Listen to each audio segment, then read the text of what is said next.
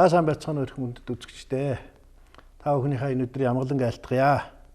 Олон улсын эмэгтэйчүүдийн эрхийг хамгаалах энэ өдрийн эрүүл мал эрдэнэ нэвтрүүлгийн тусгай дугаар эхэлж байна. Энэ дугаартаа Монголын мал эмнэлгийн салбарын төлөөлөл болсон 3 сайхан бүсгийг урьж оролцуулж байгаамаа. За эхний зочин бол миний одоо баруун гарал сууж байгаа Монгол улсын малын гавьяат эмч Хүүхэн Мөнхгой Дундгой аймгийн Сайн цагаан сумын ирээдүйн мал эмнэлгийн нэгжийн үүсгэн байгуулагч. Манай алдартай одоо эмэгтэй малын эмч. Ийм хүн байна. За манай зүүн гар талд бол биохимнадын вирус био элдмэл үйлдвэрлэх цехийн эрхлэгч Цэцэг Доржимч ирсэн байна. За мал эмнэлгийн ерөнхий газрын ахлах мэргэжилтэн сэтгүүлч Уянгаа манай нэвтрүүлэгт бас оролцож байна. Та гуравтаа бас баярын өдрийн мэнд төвшүүлье. Баярлалаа. Тий. За тэгээд олон мянган өсгийчүүд манай мал эмнэлгийн салбарт ажиллаж ирсэн. 100 гаруй жилийн түүхтэй энэ том салбарын төлөөлөл болгож өнөөдөр 3 хүн бүсгүйтэй цөөхөн орон ярилцах гэж байгаа. За эхлээд би Уянгаагаас асууя. Манай энэ салбарт ер нь одоо тоо баримтаас дурдвал бүсгүйчүүд ер нь хэр олон ажилтдаг юм бэ? Ажиллаж ирсэн түүхтэй юм бэ гэж асууя. Тийм юуны төрөнд 2 сайхан эмчтэйгээ энэ олон улсын эрхийг хамгаалах өдрийн энэ эрүүл мал эрдэнэ нэвтрүүлгийн тусгай дугаарт оролцож байгаадаа маш их баяртай байна. Тэгээд мөн 2 эмчтэй болон нийт Монголынхаа эмэгтэйчүүдэд олон улсын эрхийг хамгаалах өдрийн мэндийг төвшүүлье. За мал эмнэлгийн ерөнхий газар 2018 оноос шинжилсэн зохион байгуулалт хууль батлагдсанаар шинжилсэн зохион байгуулалттайгаар ажиллаж байгаа. Үүний хүрээнд өнөөдрийн байдлаар төрд 1100 орчим малын эмч төр хувийн хвшил гэж ялгаатай байгаа. 1100 орчим малын эмч нар ажиллаж байна. Түүний надад авагдсан тоо баримтаар бол 565 орчим эмэгтэй малын эмч нар одоо Монголын малын эрүүл мэндийн төлөө зүтгэж байна да. Бас өндөр байна шүү дээ, тоо бол. Тийм, тоо харьцангуй бас гендер яриул бас тэг шимтэй 50. Манай биохимнад бол эмэгтэйчүүд их олон шүү дээ, тийм ээ. Тий. Ер нь бол ихэнх нь эмэгтэйчүүд эдэн шүү дээ. Одоо ажиллаж байгаа ажилчдаас ихсүүлгээл тий. Тий, эмч нар нь гэхэд чи одоо жишээлх юм бол ихэнх цэхийн эмч нар нь эмэгтэй малын эмчнэр байна. Орон нутагт ямар байдаг? Орон нутагт одоо бас ер нь ахмадууд энэ чинь ер нь нэлээд сайн эмэгтэй эмчнэр байдаг шүү. Одоо ч гэсэн сайхан залуучууд сүүлийн залуучууд их хийж байна. Очиж байна. Тэгтээ төгсөлтөйгөө харьцуулахад бол зүүн тоогоор ирж байгаа л да орон нутагт. Гэхдээ бол одоо сайхан залуучууд их байна. За Хүүхэн гавьяатаас асууя. Та одоо энэ салбарт гавьяат болтлоо олон жил зүтгэлээ. Тэгээд яагаад энэ малын эмч мэргэжлийг сонгочихов? Анх малын эмч болоод ажлынхаа гарааг яаж эхэлж байв? Энэ түүхээс сонирхол. Би одоо мал эмнэлгийн байгууллага 46 жил ажиллаад одоо тэтгэвртээ суугаад 3-4 жил болж байна. Анхнаас би ер нь 8 дугаар анги төгсөөл малын эмч болъё гэсэн тийм хүсэлд автаал ерөөсөө шууд малын эмч болцсон юм шиг санаал мориор тэмээгээр дахиад нөгөө кэрлийн мэрлийн ганцглаа дахиад байх юм бодож анхан тэгж энэ мэргэжлийг сонгож ирсэн. Тэгээд хэдэн онд гэсэн? Би 1972 онд 10 дугаар анги төгсөөд тэгээд шууд мал эмнэлгийн анги хуваар авч байсан. Тэгээд 1977 онд сургуулийн мал эмч мэргэжлэр төгсөөд Дундгой аймгийн мал эмнэлгийн бактери шинжилгээний лабораторид паразитологч эмчээр ажиллаж эхэлсэн. Тий. Тэгээ энд 10 жил ажилласан юм аа. Лабораторид. За, тэгээ сум руу үзээч. Тэгээд Сайн цагаан суманд мал эмнэлгийн онцлог кабинет байгуулсан юм. Тэгээд тэндээ 3 жил ажиллаад тэр үед яг нөгөө улс орон зах зээл чилжээд мал маань малчны өмч болж эхлээд тий. Тэгэл ер нь мал хувийн өмч болсон юм чинь мал эмнэлэг хувийн мал эмнэлэг үйлчлэх одоо хэрэгцээтэй юм байна гэдгийг ер нь олж харсан цагаас хойш л тэгээд хувийн мал эмнэлэг байгуулах тийм л бас хүсэлд автж байгаа л. Тэгээ хуулиар нөгөө мал эмч хүн, мэрэгчлээ хүн хувийн мал эмнэлэг байгуулж болно гэсэн юм заалт ороод ирсэн. Тэгээд 94 оны 7 сараас эхлээд ингээд Дундгов аймгийн Сайнцхан суманд анхны хувийн мал эмнэлгийг байгуулж ажилласан маань одоо мал эмнэлгийн үйлчилгээний чиглэлээр анхных болсон. Түүнээс тухайн үед мөн л эмийн сан жижиг амтны эмнэлэг энэ төр тухайн үед бас байгуулагдал эхэлж ирсэн цаг л да. Эхэлж байсан. Анхны эмэгтэй зэрэгтэй.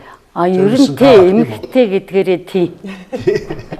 Тэр үед чи ер нь эрэгтэй эмэгтэй гэд нэг тэгж ялгаж бодож байгаагүй шүү дээ анхны. Тийм нэг тэгж байгаагүй. Олон хүнтэй хамт гарсан уу? Үгүй.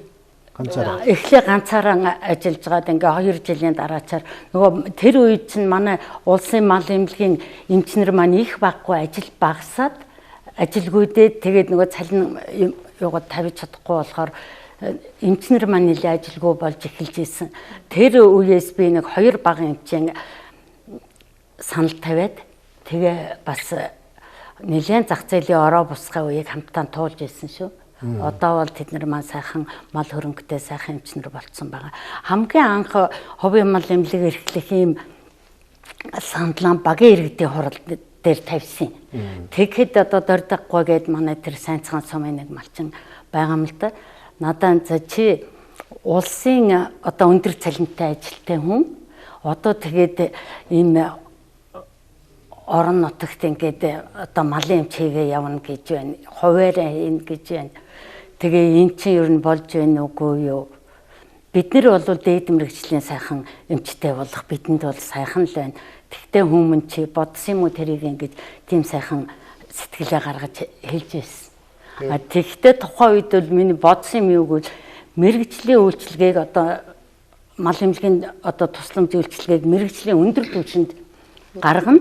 Одоо ёстой нөгөө 5 жил сурсан эрдмээрэн гангарна, мэдлэгээрээ гангарна гэсэн л тийм айгүй өрнөн сэтгэлтэйгээр ингээд гараал, таглаал, цоолол, шинжилэл, барайл ингээд эхэлсэн чинь угаасаа манай ажил ер нь их эрчимтэй эхэлсэн л дээ. Мал эмнэлгийн үйлчилгээний нэгж чинь яг малчтай хамгийн анхны хандж байгаа.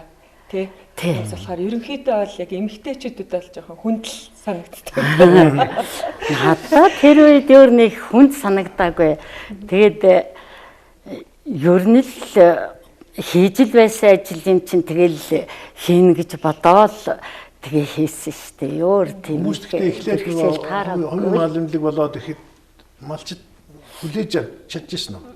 Харин эхлээд төлөврөө жаахан төлөвтөр их гайхаад зайлвал малчд маань тэгээд байдаг байсан. Тэгээд сүүлдээ тэгэл сайхан орон нутгаас дэмжсэн манай мал эмнэлгийн газараас дэмжсэн мэрэгжлийн одоо тоног төхөөрөмж мэрэгжлийн тусалцаагаа үзүүлж байсан. Би ерөөсөө тэгэл тэд нартэйгээ хамтал хууч ажиллаж байсан шигээл ажиллаа явуулсан шүү дээ. За ингээд та тэр төр завсарлаа. Одоо цэцэг дөрж юмштэйгээ бас хэдэн ором сайхан ярилцъя. Та ер нь яаж яваад энэ мэрэгжлийг сонгочих вэ? Ажил амьдралын гараагаа хэдэн онд яаж эхэлвэ? Малын эмч болох замаа яаж эхэлвэ гэдгээс яриагаа эхэллээ. Мэрэгжил нэгт эмчийнхээ адилаар одоо тэгж дурлж малын эмч болоогүй. Би бол тохиолдлоор малын эмч болсон хүн. Тэгээд одоо нэгэнтээ одоо тэр үед чинь нам засгийн шийдвэр те одоо биокомбинат шинээр ингээд баригдаад одоо өргөтгөлөө явагдаад шинээр баригдажсэн болохтой зэрэг тэрийг боловсон хүчнээр хангах тийм алсын зорилготой байсан. Тийм учраас малын эмчээ ингээд био үйлдвэрийн нэрээр одоо хүүхдийг сургаж исэн тэрний анхных нь одоо явсан хүүхэд нь би байгаа байхгүй юу? Тий 1974 онд 10 биокомбинат байдаг 10 жилийн 10 дугаар дунд сургуулийн 10 дугаар ангийг төгсөөд тэгээ шууд Унгарын шинжлэх ухааны мал эмнэлгийн их сургуульд одоо суралцаад 80 онд төгсөж ирж байгаа. Биокомбинатыг одоо дөнгөж ашиглалтандаа ороод удаагүй багт нь төгсөж ирээд тэнд одоо ажиллаа. Тэгээд мал эмнэлгийнхээ энэ салбарт бол би нэг нийтдээ нэг 36 жил ажиллаж байгаа юм уу да. Тий 36 одоо нэг 17 жил био үйлдвэртээ ажиллаж байгаад 17 жил Унгарын яг ижил төстэй Фелакси гэдэг үйлдвэртээ ажиллаж байгаад тэгээд одоо 18 оноос буцаад био үйлдвэртээ зөвлөх хэмжээр орж ажилласан. Одоо био үйлдвэрийн захиргааны хүсэлтээр тэрнээс хойш одоо 7 дахь жилдээ бараг 8 дахь жилдээ ажиллаж байна уу та тий.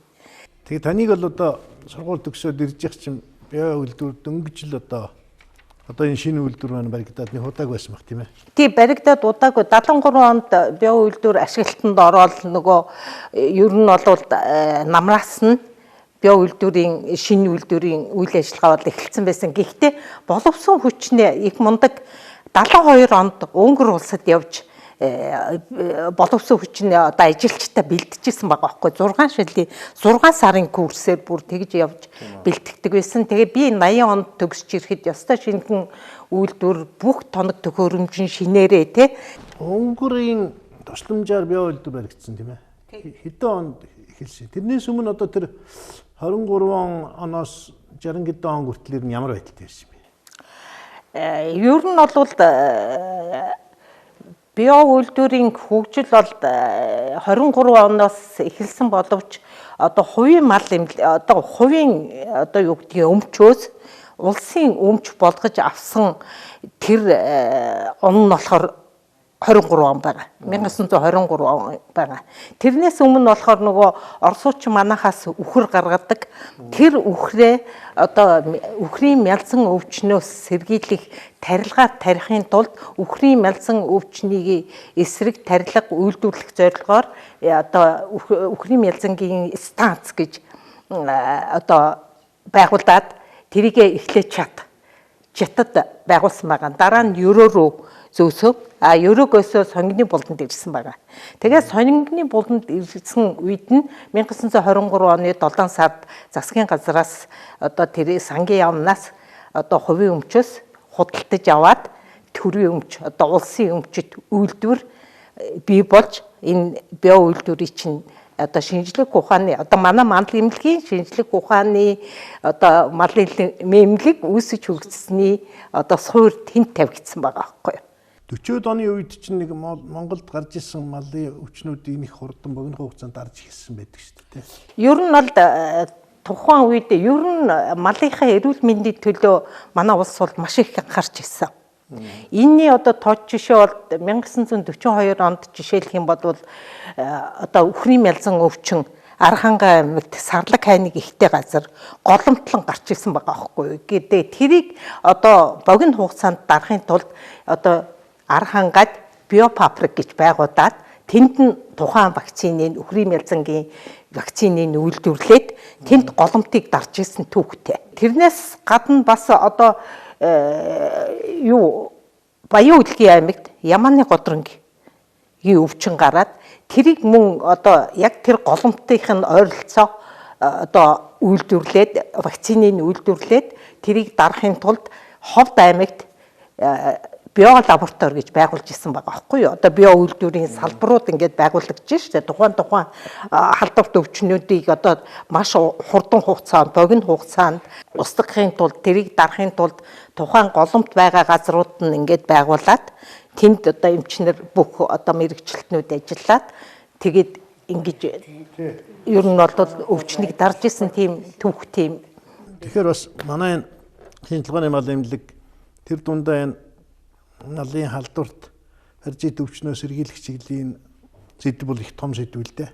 Тэгэхээр одоо энийг бүгдийг өнөөдөр бид энд ярьж амжихгүй учраас эцгээ эмчийн яриаг жоохон төвшлөөд ер нь одоо Унгарууд манайд энэ үйлдвэрийг байгуулж өгөөд Унгарын мэрэгчлэтнүүд ажилласан цагаас хойш ямар эрс одоо дэвшил гарсан юм бэ гэдэгтээ таны яриаг сонсож байгаа. Яг 1973 онд био үйлдвэр одоо шинжилэн өргөтгөлөө хийгээд Унгар улсын тусламжтайгаар хийгдсэн болохтой зэрэг тухайн үед 144 Унгар мэрэгчлэлтэн одоо биокомбинатад одоо тэнд чинь технологи нь өөрчлөгдөж байна. Тий тоног төхөөрөмж нь дандаа шинээр суйрлагдж байна. Технологи нь өөрчлөгдөж байна. Тэр болтол бид нар ч нөгөө Оросын технологиор тий Орос мэргэжилтнүүдээс сурсан, Оросын одоо мэргэжилтнүүдээс сурсан юм маш их байгаа. Маш их одоо манай эмч нар бол маш богино хугацаанд ер нь бол ингээд түүхийн явцад харахад одоо Орос мэргэжилтнүүдээс Монгол мэргэжилтүүд маш богино хугацаанд бас техник технологийн юг сураад авсан байгаа байхгүй. Гэтэл 73 онд Унграас 144 мэргэжилтийн ирээд бүх цех таскуудад 3-4 мэргэжилтийн ингэж ажиллаад тэд нарыг дагалдаад технологийн өөрчлөлт маш их хийгдсэн байхгүй. Тэгэхэд одоо 73 онд ирсэн 144 мэргэжлээс 80 оны сүүлээр гэхэд ердөөсөө 5-6 мэргэжилт үлдсэн байсан байгаа. Тийм хурдцаагаар сураад авсан. Тий, ер нь бол манай одоо би бол нөгөө мал эмнэлгийнхээ салбарыг ярихаар ер нь бол их хурдцтай тэгж эмийг өөрийн болгож чаддаг тий. Технологийн дэвшлиг маш хурдан ингэж өөрснөө хүлээж аваад тэрийгэ юм болгож чаддаг. Энэ нь бол биокомбинатын одоо энэ 100 жилийн түүхэнд бол үнэхээр харагдаж байгаа байхгүй. Одоо малын хишнэн гос салдварт өвчнөөс бид нар салав тий. Одоо ямааны годрон гос ихсүүлээд үхрийн имэлсэн шүлхийгээд ингэхийн бодвол маш олон өвчнөөс салгаж чадсан байна. Тэгэхээр ингээд сайхан вакцинтай болчихжээ Монгол улс. Тэгтэл та нар маань нэг орон нутагт вакцина тарих ажил гэдэг нэг ажил байна тийм ээ. Тий, энэ ажил нь ямар хөө байсан бэ? Та нарын үед хүндрэлтэй юм их байв? Гайгүй байсан. Одоо бодвол ийм их масс вакцин багтай. Тэгээ вакциныг ямар газар бүх малыг заавал хамруулж тарьж байгаагүй маа. Яг нөгөө олон жилийнхээ судалгаагаар өвчнөө голомтын судалгаа, гаралтын судалгааг хийцэн. Тэгэл тэр хаана аль нутаг усанд те аль багт одоо тэр өвчин нэлийн гарамтгай байдгүй те бүр нарийн ярих юм бол хэний дээр аль усанд гардгүйгээ тэр нутаг усаа хамруулж хийдэг байсан бид нар. Тэгээ тийм байсан болохоор ер нь аяндаа тэгээ паразитан гартаа авчихаар ер нь л малын эрүүл мэнд бол ер нь ингээл нэг хавар 3 сараас эхлээл арга хэмжээ чинь эмчилэн сэргийлэх арга хэмжээ чинь 11 сард өндөрлөн дөө. 11 сараас чи хойш нөгөө багийнхаа нутаг дэвсгэр нөгөө сумынхаа нутаг дэвсгэрээр явж байхад мал нь хичнээн гоё харагдана гэж. Ийм сайхан эрүүл мал одоо нөгөө бидний хүнс те ийм сайхан эрүүлээрээ ингээд явж байгаа штэ гэж бодоход айгүй багталтай байдаг гэсэн шүү. Тийм шүү. Сайхан вакцин үйлдвэрлэж өгчээсэн эмчтэй талархыг эмчнэрийнхээ нийт эмгтээчүүд эмчнэрийнхээ өмнөөс хүмүүс болон гэдэг нэг хүн эмнэлгийг ингээд хүний нүдэн дээр ойрхон байдаг. Мал эмнэлэг бол жаахан хүний нүднээс далд байдаг. Мал өөрөө энд өвдөж ийн гэдгээ хэлж ирэхгүй тийм ээ. Энэ эмч намайг сайн эмчлээ, энэ муу эмчлээ гэж хэлэхгүй. Тэгэхээр бас жаахан өөрөмж салбар юм да тийм ээ. Тэгээ ийм салбарын тухай өнөөдөр ярьж байгаа. Тэгээд манай энэ уянгаа бол өөрөө бас сэтгүүлч хүн. Тэр нь бас энэ салбартай холбогдоод хэдэн жил болчихлоо тийм ээ. Тэгээ энэ Мартин аймны өдөр ер нь одоо малын эмч бүсгүйчүүдтэй хандаж ямар сайхан мэдээлэл юу хөргмээр байна вэ? Мал эмнэлгийн алба одоо 100 жил 2023 онд 100 жилээ бид бас маш өргөн том далайцтай ажлуудаараас тэмдэглэн өнгөрүүлсэн. Тэгээ энэ тухайд бол мал эмнэлгийн миний яг бодож исэн юм бол нэг юм боддгийг. Манай мал эмнэлгийн салбарын одоо боловсрогчингүүд нэг эмзэглсэн юм нь ямар ч юм төрийн гавьяа шагнал те ингээ нөгөө хийсэн хөдөлмөрөө үнэлүүлдэггүй хүмүүсээс байдаг юм байлээ. Одоо 100 жилийн түүхийн их хуудаснаа бичигдэх судалгааг харж байхад тэгээд яг 100 жилийнхаа отхон шахуу гавьяат, малын гавьяат эмхтэй хүүхэн эмч маань бас тодорч ирсэн чад тий. Тэгээд тухайн үед бас бахархжил эмхтэй малын эмчнэр цөөхөн байлаа. Тэгээд энэ ашрамдаа би яг энэ хоёр эмчээсээ яг та хоёр маань энэ гоё мэрэгчлэрээ яг хэдийд бахархж ирсэн бэ? Ямар энэ та нар ингээд бахархлаа. Одоо манай анд бол ингээд мал эрүүл бол хүн эрүүл гэж ярьж штт тий. Тэгэхээр энэ бас ер нь бодоод ахад их том философи байгаа байхгүй юу. Тэгэхээр энэ болгоны суурийг маань та тавьсан байна. Та энэ үйлчлэгийг нь хүргэсэн байна. Тэгэхээр яг ингээд та хоёрын хувьд бол ингээд би асуумаар байна л да бас энэ том эмчнэртэйгээ сууж байгаа. Хэдийд яг ингээд дочгод сайхан хэлээрээ гарч яваа. Ер нь тэгэл мэрэгчлэрийн бахархан гэдэг бол сайхан шүү дээ. Ер нь гэл яста нөгөө олон малдун дураа явж байхад би ямар жаргалтай юм бэ гэдэг шиг явж байсан. Тий. Тэгэхдээ ингээд 100 жилийнхаа ойг тэмдэглээд 100 жилийнхаа ойгоор энэ Монгол улсын малын гавьяа тэмдэг гэдэг энэ эрхэм хүндтэй цолыг одоо олон яг ойгоор улсын ойгоор авсан болохоор надад их онцлогтой байсан. Олон сайхан малын эмчнэрийнхаа донд тий. Үнэхээр ёстой тэнд маань нөгөө эмэгтэй эмчнэр маань тэр чи яг ойгоор таарсан юм чинь шагнал аваад гараад ирэхэд манай эмчнэр чинь бүгд үүдэн дээр манай аймгийн эмчнэр байж ирсэн. Тэ ах トゥ төрөл садантай маань хамт. Тэгэхэд бол нэрээ үнэхээр мэрэгчлэрээ бас бахархад талархаж байсан. Нөгөөдгөөрт би чинь 5 хүүхэдтэй бид одоо нөхөр маань бас малын эмч хүн байсан. Бидний 5 хүүхдийн 3 малын эмч мэрэгчлийг сонгосон. Зөвхөн нэгдмэл би бол нөлөөлсөн гэж боддог. Ер нь малын эмч болгоё. Өөрөө ер нь нэлээд мал эмнэлгийн шинжлэх ухааны энэ судалгааны талыг их сонирхож байсан боловч хийж чадаагүйгаан энэ хүн хийн гэсэн үднээс би нэгийг нь бол үнэхээр тэр мэрэгчлэлээр багаас нь эхлээд бодож ирсэн. Хоёр нь тэр мэрэгчлийг сонгоход үнэхээр мэрэгчлэрээ бахархаж ирсэн. Дүүгийн хүүхэд бас малын эмч болоход гэрүүлээс ингээд 5 малын эмч. Тийм гэртээ 5 малын эмчгээр зарим хүмүүс инээгээд байдаг гэсэн шүү. За манай зэцгээ. Хүний эмч бол хүнийг эмчилдэг. Малын эмч бол хүн төрлөختнийг эмчилдэг гэсэн үг байдаг. Тэгэхээр энэ хүн төрлөختнийг эмчлэх ийм мэрэгжил одоо юу гэдгийг эзэмсэндээ би сонгоогүй эзэмссэн. Эзэмшээд тэрүүндээ дурлсан. Тэгээд юу хэдийд би энэгээр бахархсан бэ гэхдээ зэрэг яг ихний ээлжинд мэдээж хэрэг вакцины үйлдвэрлэнэ гэдэг бол хүн тийм амархан сурчхаар одоо зүйл биш л дээ. Их нэлээд удаан хугацаатай сурдаг, тэгжиж сураад энэний ард талд гардаг. Тэгээд ер нь бол байнга өөрийгөө хөгжүүлж явах ёстой. Технологиг байнга өөрчлөж явах ёстой байхгүй юу? Тэгээд би одоо өөрөө ингээд 17 жил био үйлдвэрт вирусын вакцин үйлдвэрлэж байгаад дараа нь 17 жил тэр Өнгөр улсад филакси гэдэг үйлдвэрт одоо хөлдөөт хадгаалтын цэгт нь очиод бас 17 жил ажиллаж байгаа байхгүй юу? Тэгээ буцаж ирээд би чи одоо тэтгэвртэй гарчиж байгаа шүү дээ. Буцаж ирээд ингээд одоо хүүхэд харах ажилтал баг болж байгаа байхгүй. Гэтэл био үйлдвэрийн захиргаанаас намайг одоо ураа та манайд ажиллаж өгөөч ээ. Ингээд өөрөхөд бол нэг бахархаж байгаа. Тий. Үнэхээр малын эмч гэдэг бол мэрэгжил. Тэр дотор бид нар одоо би вирусын биобэлтгэл үйлдвэрлэлтээр бол мэрэгсэн байж штэ. Одоо ер нь бол энэгээр мэрэгжээд одоо 20 гаруй жил явцсан байж штэ. Тэгээд ингээд намайг ингээд ураад ажиллуулж ийна гэдэг чинь энэ бол миний мэрэгсэн одоо өөрийнхөө мэрэгчлэлээр бол бахархах нэг тийм одоо зарим үед хүндэл байдаг л дээ. Вакцины үйлдвэрлэл тийм амар ажил биш. Жохон хүндэж гисэн зарим үед ингээд сууга бодож хахад бол үнэхээр одоо тэргээрээ бахархмаар тий.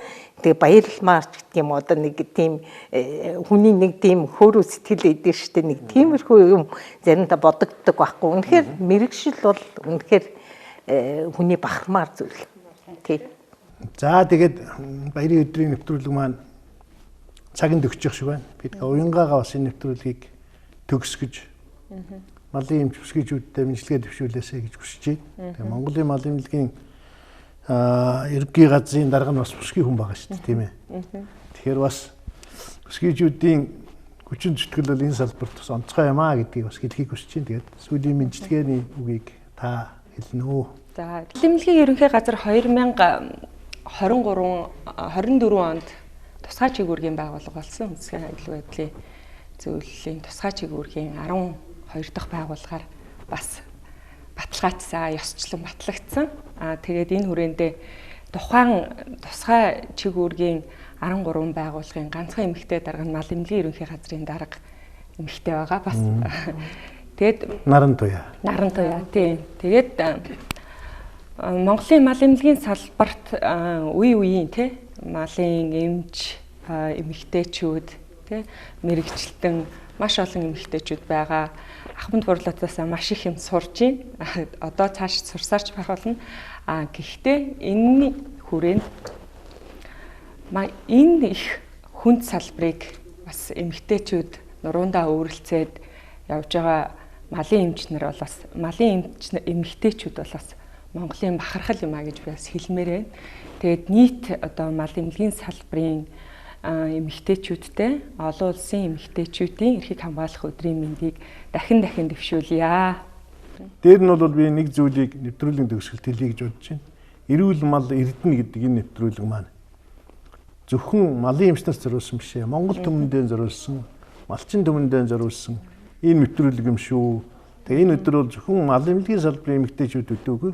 Монголын хүнсний салбар, Монголын одоо мал амьттай хөөзөйгөө холбож байдаг бүх хүмүүст бас баярын мэндчилгээ төвшүүлгийг хүсэж байна. Тэгээ Монгол хүн маань эрүүл ухаантай, бие болтор сайтай бай гэвэл Монгол улс маань хүчтэй, хөгжилтэй улс орн бай гэвэл энэ салбарыг онцгой анхаарч ач холбогдол өгөхгүй бол болохгүй юм а гэдгийг үүднээс бид энэ нэвтрүүлгийг та бүхэнтэй хамтран сэргээж явуулж байгаа юм шүү.